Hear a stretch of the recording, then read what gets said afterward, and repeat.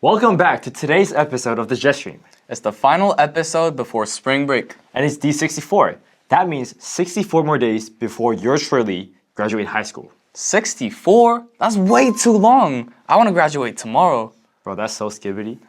Anyways, we start things out with news about phone policy that was implemented second semester. And after that, Kate, Coline, and Anna took us on a trip to Daegu's own Pokémon Convention. So let's connect today's trivia question to Pokemon. What was the first Pokemon ever? Stay tuned till the end for the grand reveal. I'm Colin G. And I'm Ethan Rossmeisel. These stories and more on today's Jet Stream.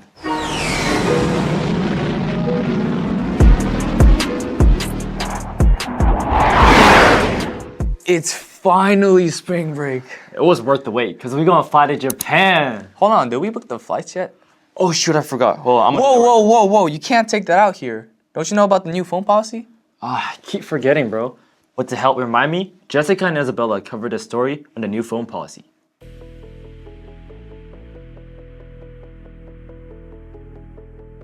Currently, I am standing in a classroom full of concentrated high school students. As you can see, no phones. Here's the reason why. Starting this semester, EIS initiated a new phone policy, which is a rule that states that students are not allowed to use their phones on campus unless they are given specific permission to do so. Even in lunch clubs, students are required to replace their devices from cell phones to laptops. Seeing such a change in our community, we decided to ask students and teachers regarding this drastic change. So as the teaching and learning director, I read a book. I read a lot of professional texts, and so I read this book called The Anxious Generation. And to me, it just struck me as a book that could start some interesting conversations with the teachers and leadership at our school. So I hosted a faculty book club studying this book. Were there any hardships with holding this phone policy? Not really. Actually, it was surprisingly well received for the most part by the students. The parents, of course, were very happy about it. There were a few questions about when and if the phone needs to be used. Is there a possibility for the students to use phones? And of course, there's always exceptions that need to be made for various reasons. But for the most part, it was a really well rolled out, communicated, and implemented policy. And very few phones get taken on a daily basis, if any at all. If you see my phone basket, there's none. I think it helped us to communicate more, like in person, not by chatting each other. So the author of this book really looks into kind of what are the effects that cell phone use and social media have had on students, have had on adolescents. And he pulls a lot of research, and I will say there definitely are some people who disagree with some of his conclusions, but overall he presents a very compelling picture that social media use and cell phone use has had some detrimental impact, not just on students, but also on adults. And so we read this book together, the teachers and the leadership team who signed up to join the book club, and the recommendation of that group of faculty members was that we institute a cell phone policy on our school's campus. Because before the phone policy, when we come early to school, my friends and I used to play with our video games and tablets, and since we don't play with our devices now, we get to play and talk and interact with my friends more, so I think it's really beneficial. Immediately I saw more students talking at lunch. Lunch was the biggest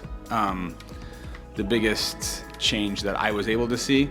There was definitely more interaction. More kids were up in the E or ECC field playing futsal together, and just overall more communication in the lunchroom than I had seen previously. And students who would normally sit there with their phone were actually engaging with their peers. So it was really nice to see.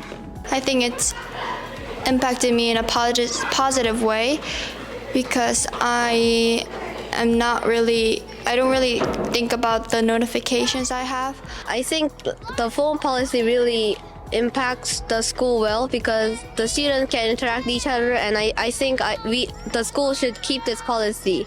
Although there were some hassles, overall, the phone policy seems to be extremely effective. This was Isabella Lee from the Jet Stream. Now back to you. Oh wow, I didn't know getting off social media could actually help your social life. Seems ironic. Yeah, as a former phone addict, I say the policy kind of helps. You know when I was really addicted to my phone? Back in 2016 when I was hooked on Pokemon Go. Yo, I remember getting those sketchy extensions just to get some rare Pokemons. Well, Pokemon's still huge as a card game. Kate, Kyle, and Anna take us to the Pokemon Convention at Exco.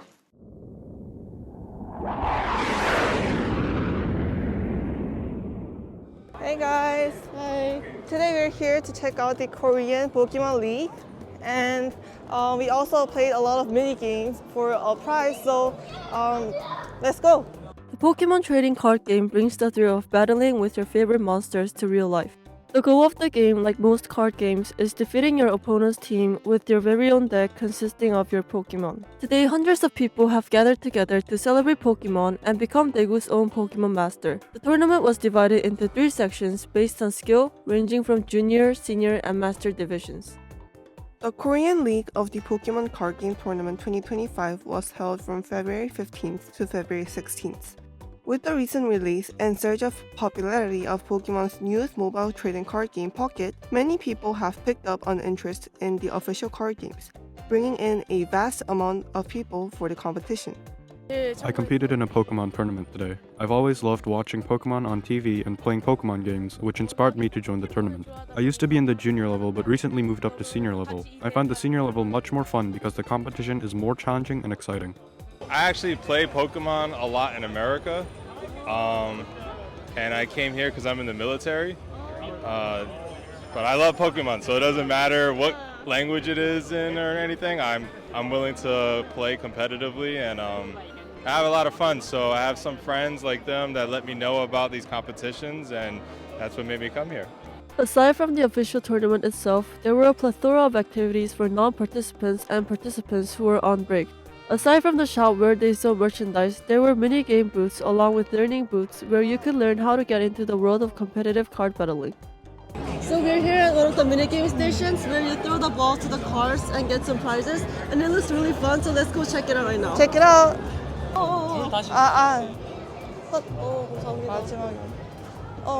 Did you make it? I made it. Oh, nice! Okay, I failed. Okay, let's show it to the camera. I gotta stand. Oh. Oh! So close. So close.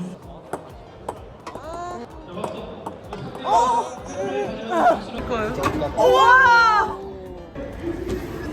한 번 더 던. 이거 아닌데 이거는